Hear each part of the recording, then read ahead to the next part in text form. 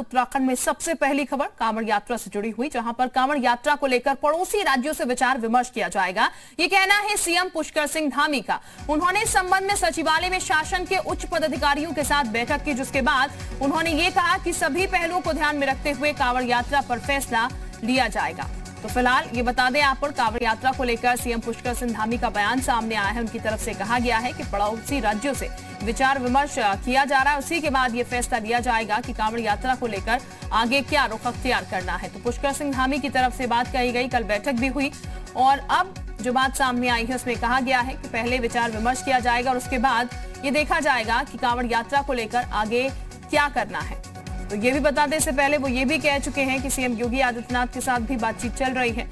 और कांवड़ यात्रा की अगर बात की जाए तो हजारों की लाखों की तादाद में लोग कांवड़ यात्रा में पहुंचते हैं कांवड़ लेने के लिए, और इसीलिए ये बेहद जरूरी है कि जो मौजूदा परिस्थितियां बनी हुई हैं कोरोना को लेकर, उसको देखते हुए तमाम पहलुओं पर विचार कर लिया जाए, बातचीत कर ली जाए और उसके बाद ही इसको लेकर कोई फैसला लिया जाए।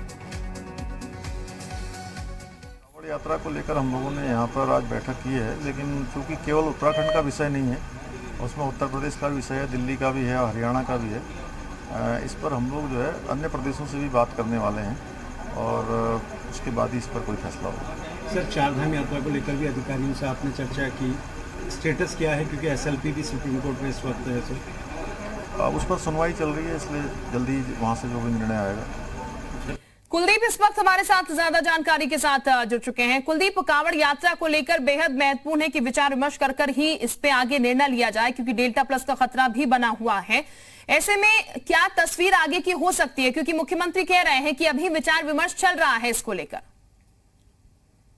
देखिए, पूर्व की सरकार ने जो फैसला लिया था उसकी सबसे बड़ी वजह ये थी कि कोरोना अभी खत्म नहीं हुआ है और जिस तरीके से अब डेल्टा प्लस वेरिएंट का भी खतरा बना हुआ है, तीसरी लहर का खतरा बना हुआ है, तो ऐसे में ये तय किया गया था पूर्व की सरकार के द्वारा कि फिलहाल इस साल भी कोरोना के चलते जो कांवड़ यात्रा है वो प्रतिबंधित रहेगी।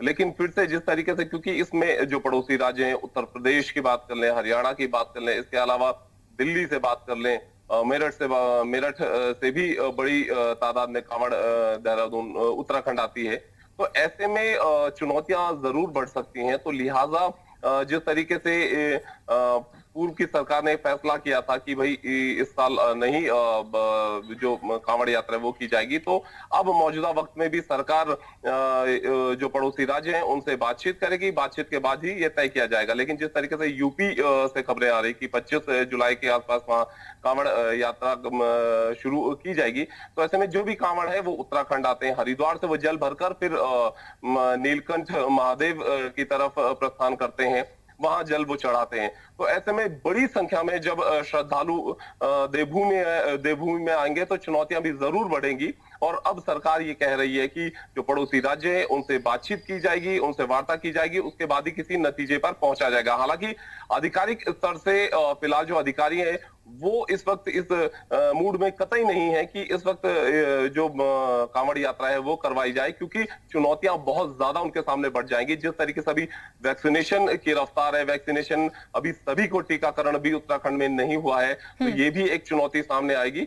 चैलेंजेस बहुत हैं, अब देखना होगा कि पड़ोसी राज्यों के साथ जब बातचीत होती है तो उसमें क्या कुछ निकल कर आता है। जी बिल्कुल, जैसा कि जिक्र कुलदीप आपने करा, चुनौतियां बहुत है, जाहिर तौर पर चुनौतियां सरकार के लिए भी होगी और अधिकारियों के लिए भी होगी। तो क्या ये मानकर चला जाए, अगर परमिशन मिलती है तो फिर जो तस्वीरें हम देखते हैं पर्यटन के लिहाज से कि आरटीपीसीआर टेस्ट के जरिए लोग आते हैं, क्या फिर वो भी एक आधार स्टेट में एंट्री करने का बनाया जा सकता है अगर परमिशन दी जाती है तो?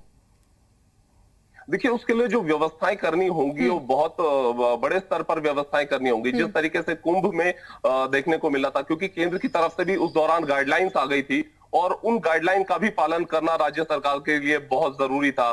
दूसरी तरफ लगातार ये भी डायरेक्शन स्टेट गवर्नमेंट को कोर्ट की तरफ से मिले थे कि जो टेस्ट है उनकी स्पीड को वहां पर बढ़ाया जाए हरिद्वार में। तो चैलेंजेस बहुत ज्यादा बढ़ गए थे।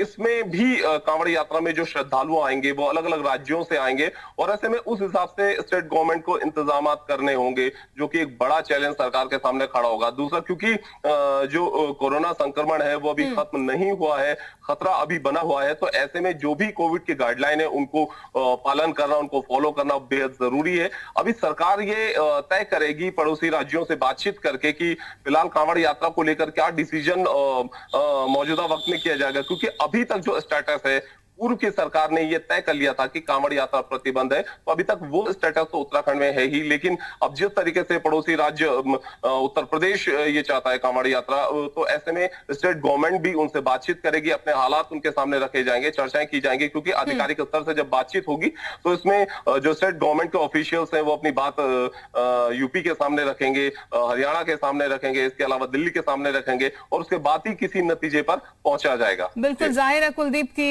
बहुत जरूरी है कि चर्चा के बाद ये महत्वपूर्ण फैसला हो।